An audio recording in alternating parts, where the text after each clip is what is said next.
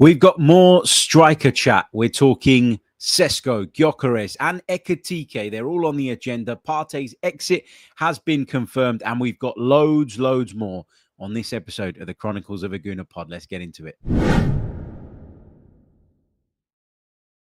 Hey, everybody. Happy Monday. Hope you've all had a wonderful weekend. It is scorching hot here in London, and a lot of people are complaining about it, moaning about it.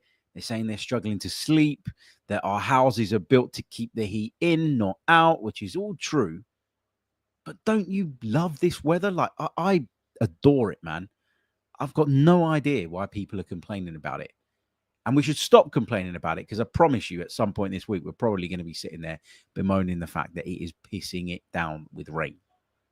So let's stop the complaints. Let's enjoy it. Let's embrace it. Let's take it all in. But if you're complaining about Arsenal not having signed a striker yet, that I can kind of sympathize with, and I understand and appreciate where those people are coming from. Look, we've got a lot to get into on today's show. Quick disclaimer. If you can hear the fan in the background on today's broadcast, I'm sorry. But it is too hot for me to not have it on.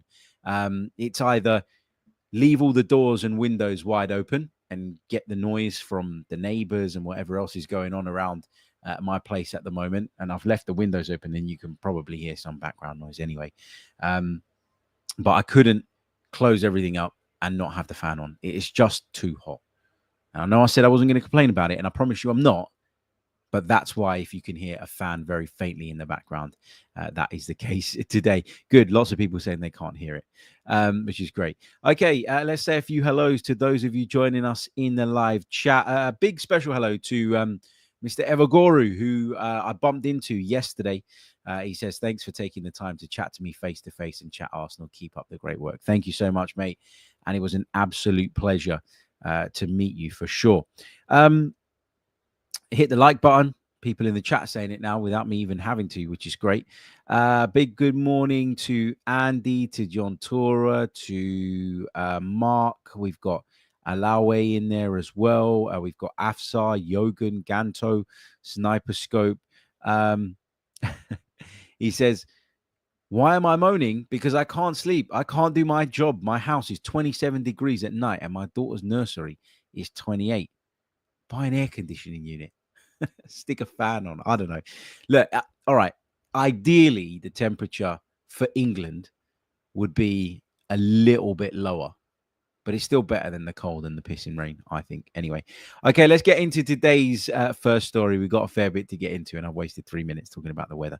So that's literally the most British thing to do, isn't it? Anyway, let's get into it. First of all, congratulations to Nwaneri on becoming a European champion with the England under-21s. Lee Carsley doing it again, delivering again. I mean, look, credit to Nwaneri and all the other young lads involved in this competition and so on and so forth. I got to be honest, I don't like the fact that there are 22-year-olds playing in the under-21s. I don't like the fact that Harvey Elliott, you know, as good as he's been at that tournament and in that competition, is just A, over 21, and B, you know, way beyond that level. It just feels like a bit of an unfair advantage. Now, I know that all teams are permitted. I think it is to have 2 or 3 players over the age of 21, as long as they're within a certain age, you know, and I get that that's the rules and all that. But I mean, like, every game is like Harvey Elliott of Liverpool is like ripping it up, tearing it up. And it's nothing against him, not to take anything away from him, but it's kind of like, well, can I really take this seriously when a 22-year-old is ripping this up and essentially guiding England to the tournament? I don't know. But congratulations to Nwaneri.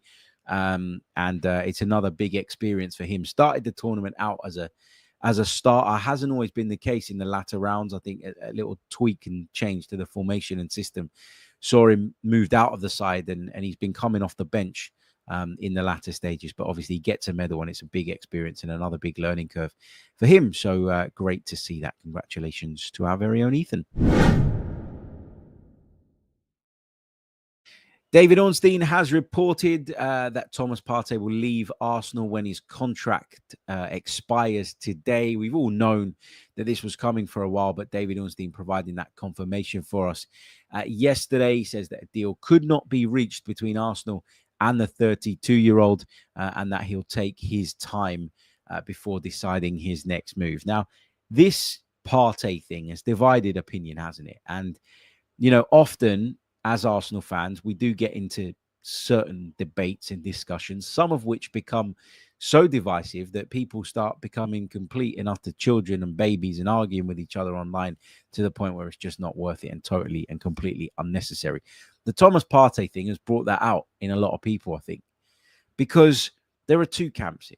There are two camps. One camp, I think, believes that it's time for Arsenal to move on from Thomas Partey, that the club shouldn't be held to ransom by the Ghanaian. They shouldn't be willing to pay him more than he was already on, give him that salary bump, given that his fitness record since joining the club, with probably the exception of last season, has been quite frankly dreadful and miserable.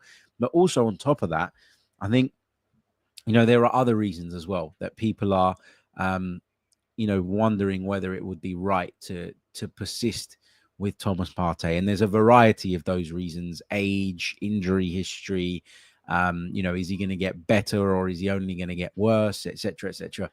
Look, we know the deal, okay? People know the deal. But then there's the other camp that say, okay, all of those things represent valid concerns, but are Arsenal better for losing Thomas Partey?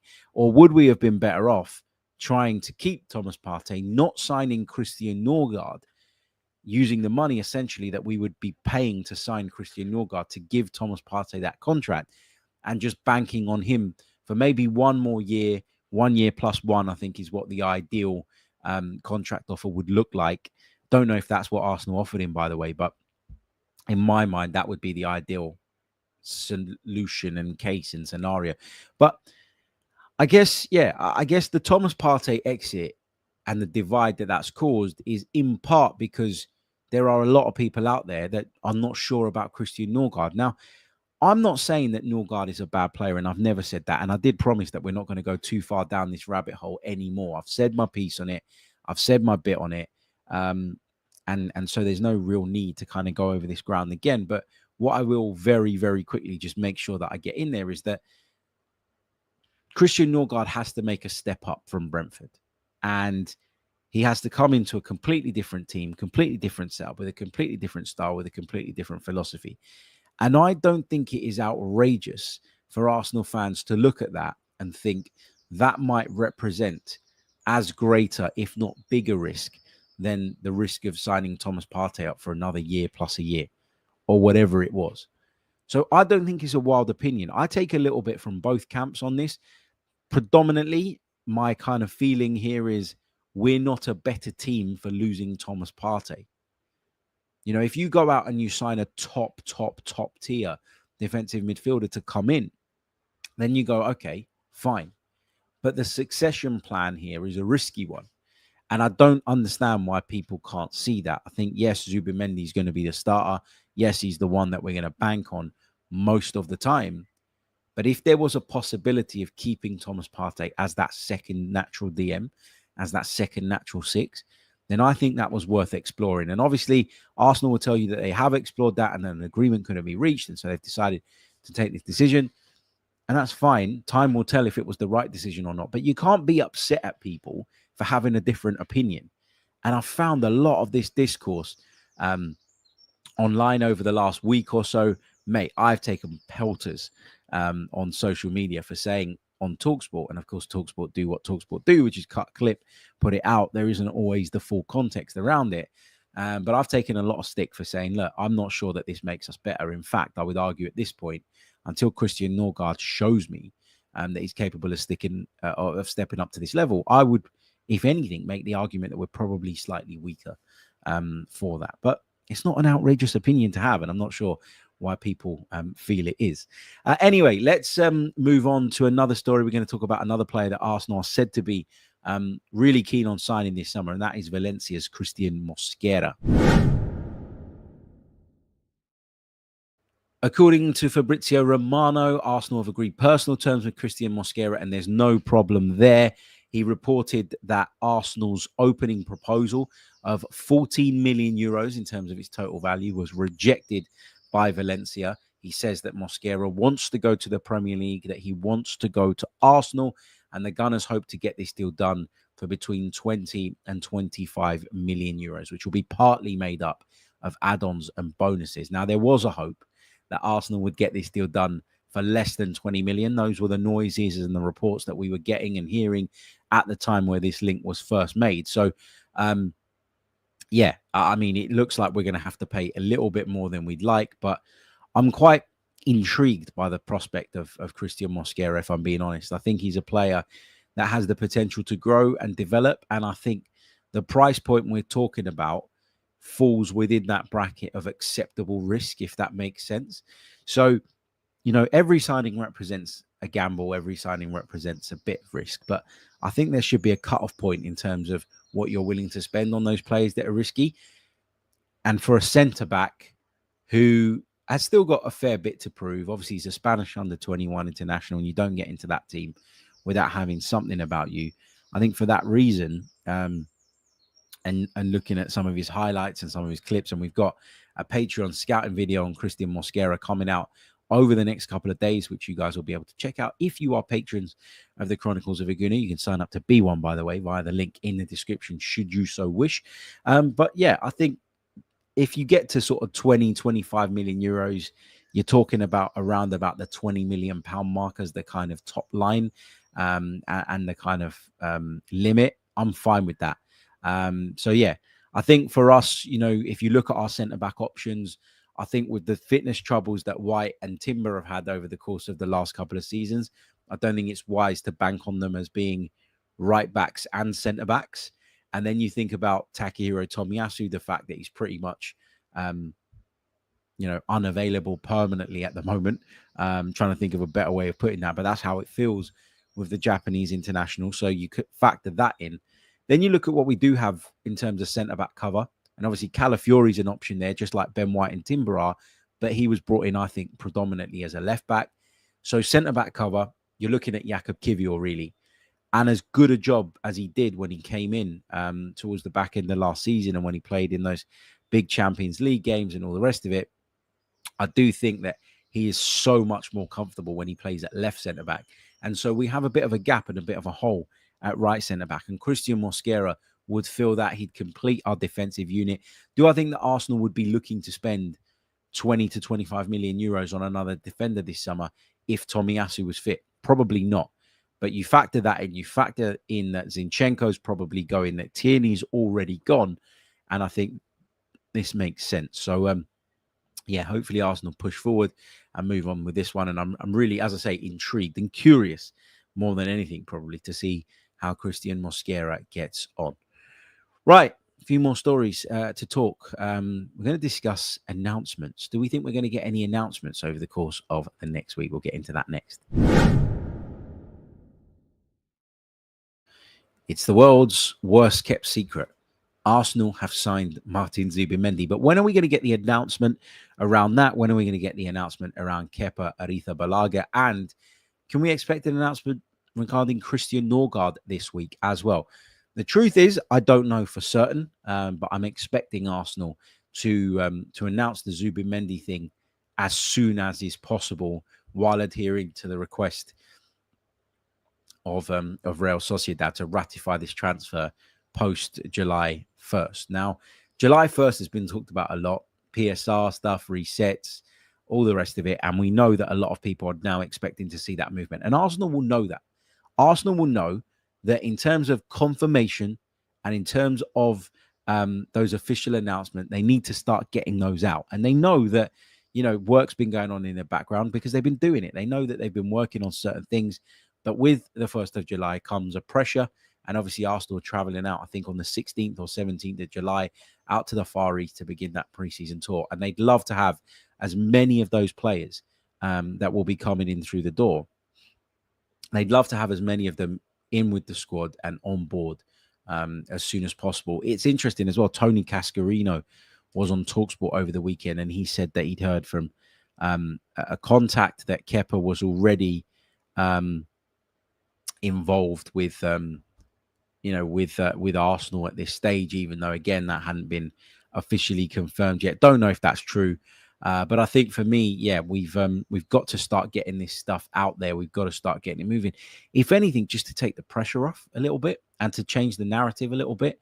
We know that Arsenal are trying to do these deals. We know that Arsenal are working on them. So it's not like, we're sitting here thinking, oh, nothing's happening, and they're sort of just dragging their heels. We know they're trying. We know they've also wrapped some things up. But to start getting those announcements, I think will create a bit of momentum and will change the narrative around the football club at the moment. So I'm hoping we get a Zubimendi one this week.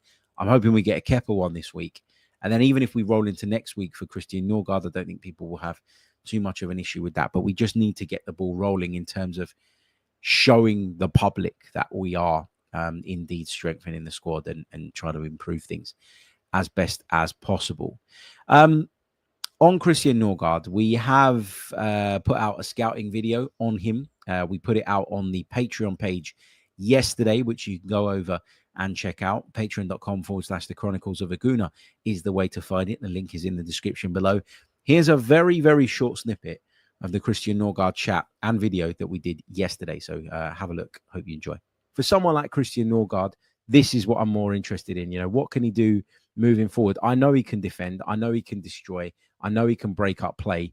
But in our case, we're going to be in a lot of situations where we're trying to break opposition down and not vice versa. And so, yes, hopefully he can help us be a little bit more transition resistant. We tend to face transitional teams nowadays. And if he can do that, that'll be great. But I think for me, the big question mark is what can he give us going forward? And here you're seeing him bite back, prevent danger. We're seeing a lot of that. We're seeing him win the ball here high up and then laying it off to the likes of Brian and Mbeumo, who's also on his way out of Brentford, by the way. I fear for them, I have to say. Losing him, losing Norgaard, and having already lost Thomas Frank as well. Here he is picking the pocket and then just helping it into the path of a Danish teammate. Here again, look, he watches the run from outside to in, just anticipates and picks his moment as to when to kind of bite. Now, I said I took a lot of heat for my initial opinion on Cristhian Norgaard. I even took heat on social media yesterday for that clip, for saying that I know he can defend, I know he can destroy, I know he can break down play, but I'm interested in what he can give us moving forward. And it's actually baffling to me how many people fail to acknowledge that the six plays a part in the way that you progress the ball through the lines. And the earlier that the six can move the ball through the lines, the more likely you are to create those 1v1 situations where your best players will come out on top to work the ball into people while they're still in space before the opposition have regrouped and adjusted and all the rest of it. So, yeah, I think it is important to see what Cristhian Norgaard can do on the ball. Now, I was watching a lot more footage than that yesterday. And if you watch the Patreon video, you'll see there's about 15 minutes or so of constant footage that we're talking through and discussing. And there are a lot of those diagonal balls nice and early out to Brian and Mbeumo in the Brentford case. And I'd like to see him sort of replicate that at Arsenal. And that's the question mark for me. It's not about whether he can sit on the edge of his box and defend. I know he can do that. It's not about whether he's physical or powerful enough. All of those boxes are well and truly ticked. It's about what he can bring to the table, I believe, in terms of moving us forward and on the ball. Because at Arsenal, you're going to be on the ball a lot. And as a six at Arsenal, especially, you're going to be on the ball a lot and you're going to be expected to be able to move it through the lines and create and begin and set off those attacks. So, yeah, if you want to check that out, patreon.com/Chronicles of Aguna, check it out. Okay, let's talk strikers now. I know that's what you're all here for. Let's get into that next. You're listening to the Chronicles of Aguna. Like and subscribe.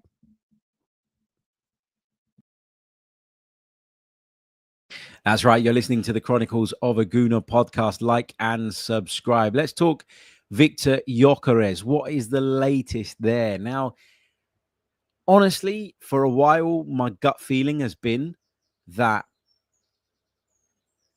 Sesko is the priority. Sesko is the one that Arsenal really, really want. But at the same time, they won't be held to ransom on the price. And so they've lined up a potential deal for Viktor Gyokeres so that should the Benjamin Sesko thing fall through, should there fail to be a breakthrough between the two clubs, they can move on to a player that would be equally, if not more effective in the short term. Okay. That's been my gut feel. But these reports around Gyokeres, man, they're just not going away. I can't remember the last time I went through social media and didn't find some kind of report regarding Gyokeres, regarding Arsenal from one of those Portuguese outlets, whether it be CM Jornal or Ebola or whatever. There's lots of different outlets in Portugal, of course, and they're all reporting very similar things that, this feels like a goer. This feels like it's going to happen. This feels like Arsenal are still very, very much in the mix for Viktor Gyokeres. The Portuguese media say that Arsenal and Gyokeres' people had held discussions, held conversations, and were in agreement that for around about 60 million euros, this deal could be done. Now, Sporting are very much digging their heels in. They will not agree to a 60 million euro deal. The noises coming out of that particular football club sound as though they're looking for more like 80 million euros in terms of the all-round package. And Arsenal just aren't willing to pay that. Sporting aren't budging, Arsenal aren't budging. So I'm finding it a little bit difficult to kind of understand why there are so many reports claiming that, this is a thing. The latest line out of Portugal, as I say, is that there's a big gap in terms of the valuation of the player. And so, yeah, I'm wondering why people are still very confident that this happens. Equally, though, on Sesko, we're getting similar stuff, right? We're hearing with Sesko that, Arsenal don't want to pay the 80 million euros. They would rather pay something more like 70.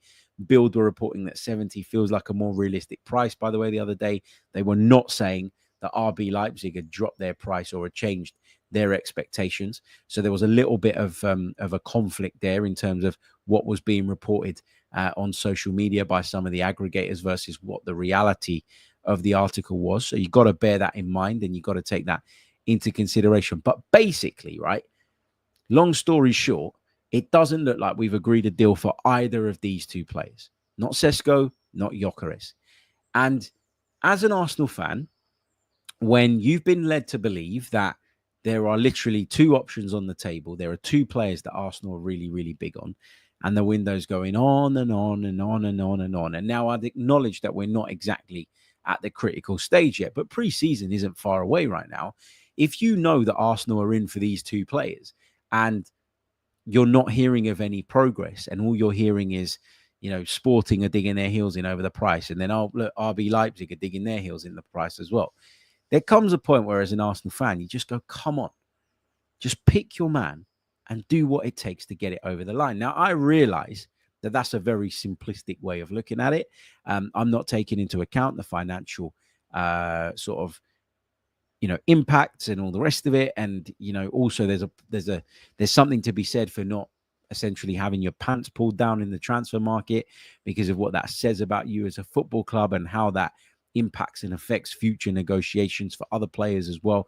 I understand all of that, but I also get why there are a lot of fans out there right now that are looking at it and going, well, if you like those two strikers, why aren't you going all in to make it happen and to bring one of those players in? Now, I keep saying this and I'll say it one more time. If you get the player in, at the start of preseason, that is ideal. If you get them in a few days into preseason, that's still fine. If you get them in before they go off on the tour of the Far East, then that's also okay.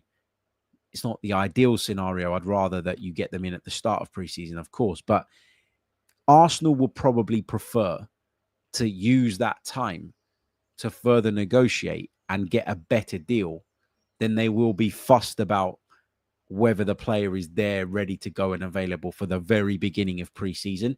Now, as Arsenal fans, again, we don't care about the money, really, do we? Like, to a point, we look at it and we go, okay, I understand that the club has got to be responsible and there's PSR stuff and there's the UEFA financial rules that they've got to stay within and all of that. I get all of that. And the bad thing is, when you overspend on poor players, you can be left trying to pick up the pieces from that for many years to come. We've all seen that at Arsenal in the not too distant past. So we get it, right? We understand. But at the same time, you tell everybody that this is going to be a big summer. You hint at the fact that everything is ready to go, and that despite not doing any work in January to try and bolster the squad and to help us through what was a difficult period at the time, it's okay because we're ready to go in the summer big and push the button and execute all the things that we want to do. But then it sounds like, and again, I acknowledge that this is just what it sounds like. It sounds like we're quibbling over amounts of money that are huge to me and you, but probably aren't huge in the grand scheme of things to a club like Arsenal. So I get the frustration, but I'm not quite at the point where I'm losing my mind about it. I'm more in a situation and in a position where I'm sympathizing with those of that opinion than I am in full agreement with them. But look, 1st of July is what everybody's been saying, is what everybody's been reporting. Feels like a significant date in this transfer window in terms of that PSR stuff. And it sounds like a significant date in terms of how it affects some of the European clubs as well. So, yeah, tomorrow's July the 1st. So, the pressure is going to be on moving forward. It really, really is. But the player we're going to talk about now is a player that has been mooted as an alternative to both Sesko and Gyökeres. And I realize that that's going to trigger a few people. An alternative, I hear you say, we're supposed to be going and getting one of these two guys. Why haven't we done it yet? What are we playing at? Why are we looking at alternatives? Blah, blah, blah, blah, blah. I get it, okay? Don't necessarily agree, but I get it. I understand. I sympathize with your point of view and your opinion. But let's talk about the player that's being talked about as the alternative and whether he'd be a good fit for the Gunners. We're talking Hugo Ekitike. Okay, so Ekitike is a player that's been linked with Arsenal in the past. He's a player that currently plays his football at Eintracht Frankfurt. He's just 23 years old. Got 15 goals and 8 assists in the Bundesliga last season in 33 appearances. Got 4 goals and 3 assists in 12 Europa League appearances. And he got 3 goals and an assist in 3 games in the DFB Pokal last season, right? So Hugo Ekitike is a good goal scorer. And if you look at his numbers are better than those of Benjamin Sesko. So if you're sure that Benjamin Sesko can come into the Premier League and do it, why wouldn't you be confident that Hugo Ekitike can, given his numbers are much better? Okay. I think for me, and I do bang on about this episode that we did a while back now. I think we did it in January, actually, if my memory serves me correctly. If I remember afterwards, I'll try and find it and link it in the description below. But basically, we did like a real statistical deep dive on some of the striking options that Arsenal had been linked with. We included Gyokeres, we included Sesko. I think we had Alexander Isak in there, and Hugo Ekitike was in there as well.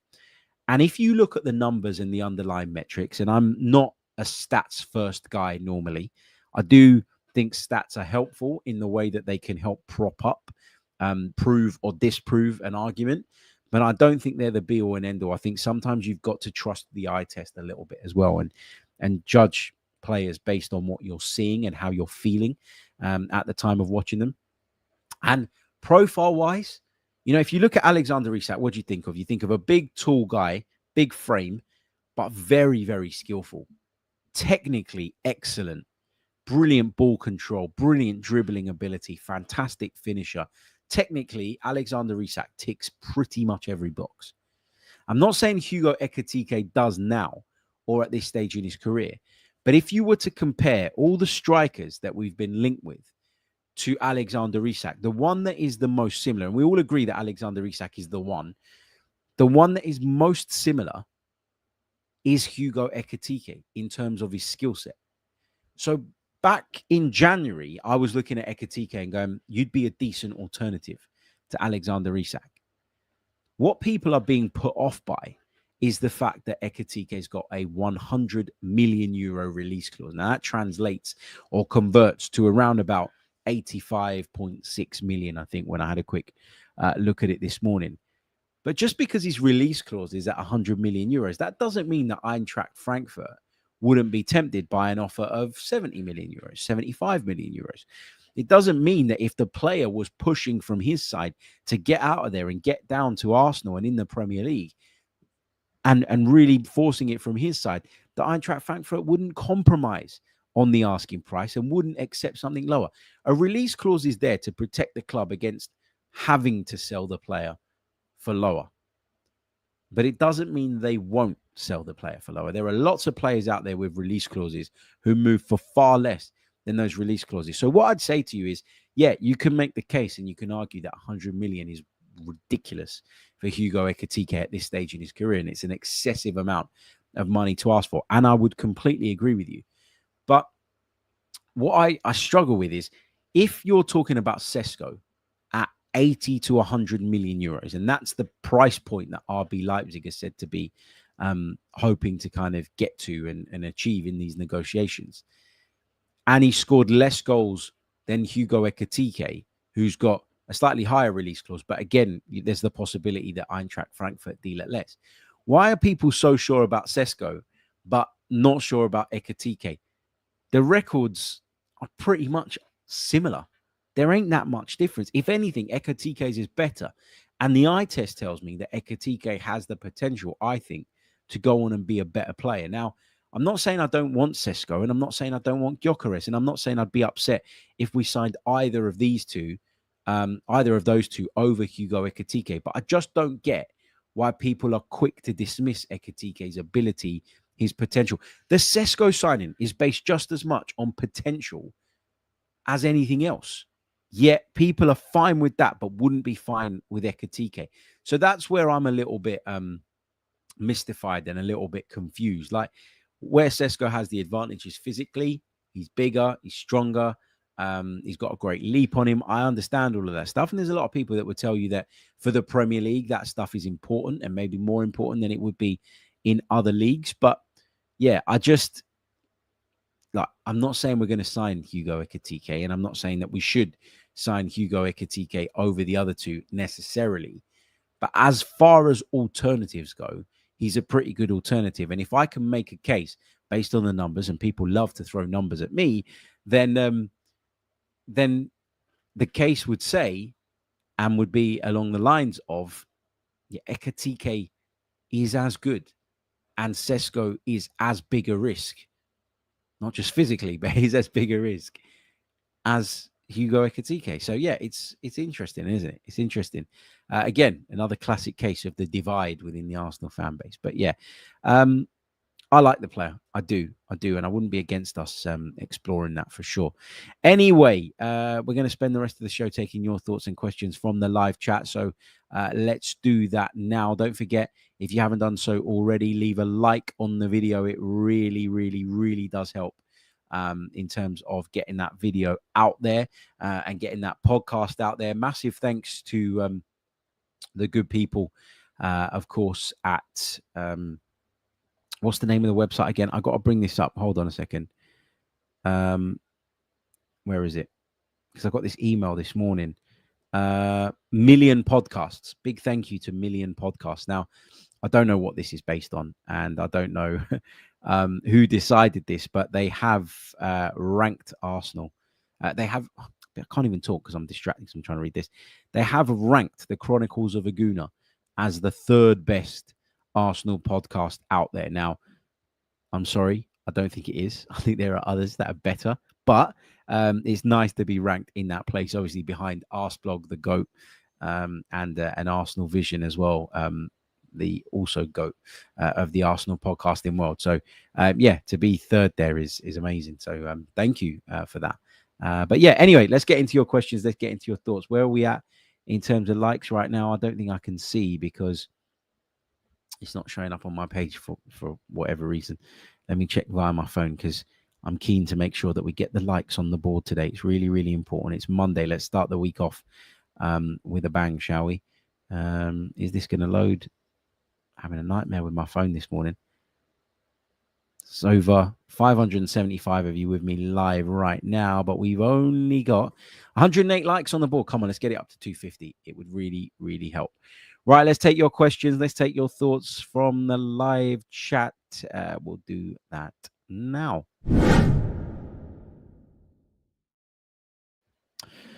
Okay, just scrolling through the chat. Andy, who watches the Bundesliga a lot by the looks of it, says, if you want Gyokeres over Sesko, because of his play style and the fact that he's a bruiser over an all-rounder, then fair play. But Ekitike over Sesko right now is just looking at stats. So you're not a fan of Hugo Ekitike, clearly. I watched Ekitike probably about 5 or 6 times last season, and I was really impressed with him every single time. I really enjoyed his movement. I enjoyed the kind of sophistication of his game. He looks tricky. He looks skillful. And I think sometimes you need that to unlock defenses. And I think that's something that we've been missing for quite some time. So I accept your assessment, but I respectfully disagree. I think it's hypocritical to say that to sign Hugo Ekitike would be a huge gamble, but that to sign Benjamin Sesko is a sure thing. And that's the bit I'm kind of struggling with a little bit in terms of the analysis around this and the comparisons being made. Guitar Solo says, besides being young, what makes you say Sesko is a project? Are you not spreading propaganda based on your Gyokeres bias? When fans wanted Matthias Tell and Mudryk and others, none called them projects. Of course they're projects. Of course Matthias Tell was a project. We were talking about Matthias Tell in the context of coming in January to help us when we were up shit street. We weren't talking about him as the next big thing and the next best thing. We recognized there was a need at Arsenal. We also were well aware of the fact that there would be some risk taken if we brought him in, but it was a situation that was a desperate one, and we were looking at the market for players available in January, and Matthias Tell was that. On Mykhailo Mudryk, I never at any point said that I would go and spend what Chelsea ended up spending on him, or even what we were said to have been offering. I kept saying all the time, come on, that's a lot of money. This is a big risk. This is a big gamble. And am I spreading propaganda based on my Gyokeres bias? No, because I've been saying these things about about Benjamin Sesko, I beg your pardon, long before we even thought that Viktor Gyokeres was an option. So I think that's unfair. I think that both of them represent risk. None of them particularly excite me in terms of the levels that I would reach if we were moving for Julian Alvarez or Alexander Isak. I've been very, very, very, very consistent on that, and I haven't changed my opinion on that. Those are the two that we're said to be looking at the most closely. Those are the two that we're probably most likely to end up with one of. So no, I'm not basing it on just that. I think Sesko is a project because he's still relatively young and he hasn't hit numbers in the Bundesliga, a league where it's notoriously easier to score goals. He hasn't hit numbers that make me go, yep, this is a sure thing. Erling Haaland hit those numbers, and many others who have come to the Premier League since have done that. Benjamin Sesko hasn't yet. And if you think his skill set will fit in really well and really nicely at Arsenal, fine. And, that's your opinion, and, you're entitled to that. But it's not propaganda, because I would slightly prefer Viktor Gyokeres. And I've always said as well, there's not much in it between the two of them. But I suppose that doesn't suit the argument, so we'll ignore that I said that. Maya D says, Harry, what do you make of Gyokeres' alleged refusal to train with Sporting? Should his anger not be at the agent for not getting the agreement on paper? I think this is just a classic tactic to try and force a move that the player wants. I'm not sure I would read too much into this. I think, if we were really anti-signing players that had caused friction or had been involved in friction with their previous clubs, we wouldn't have signed, for example, Leandro Trossard, because that was the case with him at Brighton before he left. I think if Viktor Gyokeres really did believe that there was an agreement in principle at a certain amount, and Sporting have now gone back on that, I think he's got every right to feel frustrated by that. But if that move does not materialize and he ends up staying at Sporting, then he's going to have to backtrack on that. And does it make it harder for him to do so, given he's taken this stance? Yeah, of course it does. But I think it's just him trying to force the move that he really, really wants. I'm not that fussed by it, I'll be honest. And should he be angry at his agent? Maybe. But I think it's also, I don't think you're going to get clubs putting that type of thing on paper. So I think there's a little bit of give and take. You need to be a little bit sort of accepting of the fact that, you know, if you didn't have it on paper, there is always that possibility that they're going to row back on it. And if that is the case, it looks like that's what they've done. So yeah, no, I'm not massively fussed, but it doesn't concern me with regards to, you know, what happens if he joins Arsenal, for example. Ganto says, what players are feasible to sell this window? I think we're probably going to sell Zinchenko. Obviously, Kieran Tierney's already left on a free. I don't think we're gonna do much more in terms of sales, to be honest. I think we had a little bit of a clear out, didn't we, last summer? I think we might sell Reece Nelson, but that's about it. I can't, off the top of my head, think of too many right now that Arsenal will be looking to sell. I'd like them to sell Takahiro Tomiyasu, just purely based on his injury record, but I don't think that's possible now. And I think in the not too distant future, you might see Arsenal moving to sell Gabby Jesus, but again, I don't see that happening right now. So yeah, that's my answer to that. SP says, why do so many fans dream of Sesko when he's the 40th top scorer in the big 5 leagues? Is it just a case of go with what the manager wants? See, this is a really interesting point that you raise here, because people say, like, you know, there's this cult following of Mikel Arteta, and whatever Mikel Arteta says or does, people are going to get behind it and support it. But what they overlook and completely ignore is that the fact that trust in Mikel Arteta exists is because the team have taken huge strides forward. That shouldn't be dismissed. And so there are players like Benjamin Sesko that I look at personally and I go, not 100% sure about this. Certainly not sure about going up to 80 to 100 million euros to get him in the door. But there will be a part of me that if the deal gets done, where I'll kind of defer to the manager's better judgment. And the reason I do that is not because I'm a sheep and I follow every single thing that Mikel Arteta does, or I agree with every single decision that he makes, but more so because I think when I zoom out and I look at the bigger picture, Arsenal are in a better place for having him manage the team. And so there has to be that bit of trust. And that's where that comes from. It's not a blind following. It's not a, at least not with the sensible people. It's not this, you know, loyalty that's so strong that you'll just say yes to everything that he suggests or puts up as an idea. No, it's not that. This is just a manager that's done a good job at our football club, whom people trust and believe in. And so when they're unsure, they look at him and what his decision is and what he wants for a bit of comfort in that is the right decision for Arsenal moving forward. Guitar Solo also says we wanted Isak, Vlahovic and others when they were roughly the same age as Sesko is now.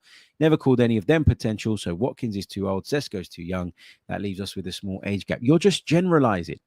You're generalizing, you know, and you're sort of painting everybody with the same brush, and that's not true. What you're not painting a true picture of the general opinion. Like Isak, you know, people were unsure about him when he was at Real Sociedad because his goal record was poor. Now that turned out to be the wrong decision not to gamble on him because he's gone on to be a wonderful player. Dusan Vlahovic was doing it in one of Europe's top 5 leagues, and he was doing a hell of a lot more goals-wise than Benjamin Sesko is doing. Nobody called them potential because they were further along in their careers at the time where Arsenal were really kind of big on those players. Watkins isn't too old to help us in the here and now. And Sesko isn't too young. It's about his record, not his age. Like, this is just people just trying to you're trying to create a narrative that doesn't exist. You're so desperate to get your point in that you're just coming up with stuff that has no basis to it at this moment. Unimath Abacus says, I think Arsenal's transfer strategy this season is ingenious. What do you think will happen to players who are not signed? Won't it have a ripple effect on transfers next season? Players won't come. Oh, ingenuous. Sorry. Is it disingenuous? I think you meant to. Anyway, look, you're right. I've expressed this concern as well. So you think Arsenal's transfer strategy essentially could blow up in their faces, because what do you think is going to happen to the players that are not signed? Won't it have a ripple effect on our transfers next season? Players won't come. I've said this before. I don't like the idea of like going and having these conversations and advancing these things with numerous players, because to the player that you end up signing, it doesn't show you necessarily, or doesn't show them that they're wanted and that they're the number one choice, which I think is important when you're trying to schmooze a player into joining you over somebody else. So that's important. And secondly, yeah, there are going to be a lot of people and agents and players that don't take Arsenal approaches seriously if they think that they're doing it just to kind of position themselves in the market for another deal. So I agree with you. It could have a negative effect, but we're hoping that's not the case. But I do see both sides to that argument for sure. Arnold says, new to the channel, watching from Fiji. Wow. He says, subscribed and enjoying the content. My opinion is we need Gyokeres because our counter-attack really sucks. We need a left winger and a striker who make us dangerous there. Thank you very, very much for your comment, mate. And thank you for subscribing. And Fiji, wow. Sounds like an amazing place. I'd love to visit there someday, for sure. Jasper says, the club's zero appetite for risk, especially in an attack, is a reason we haven't won. We only bought 3 low-risk, low-reward players. We can't keep running this attack into the ground. Well, we need, don't we? We need to,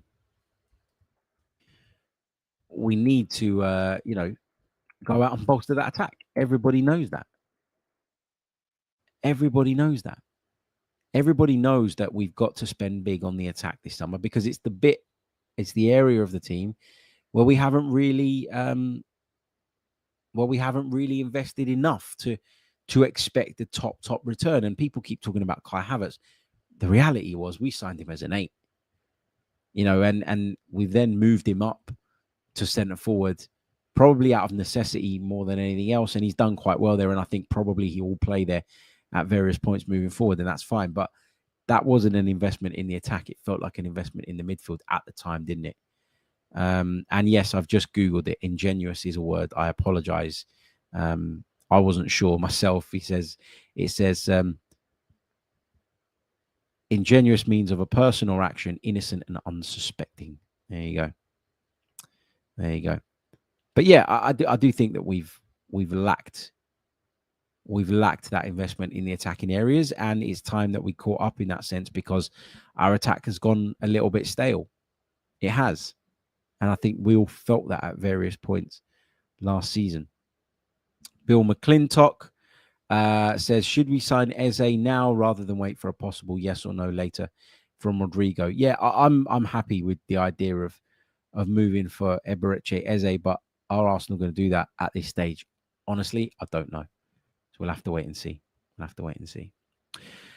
Okay, guys, I am going to wrap it up there for today's show. Thank you so much for joining me. We'll bring you another episode later. If anything breaks, if it doesn't, we'll be back tomorrow morning, bright and early, Tuesday morning, and it will be the 1st of July, which I'm sure lots of people are excited about. Just a quick reminder, if you haven't done so already, leave a like on the video. It really, really does help. Subscribe to the channel if you are brand spanking new.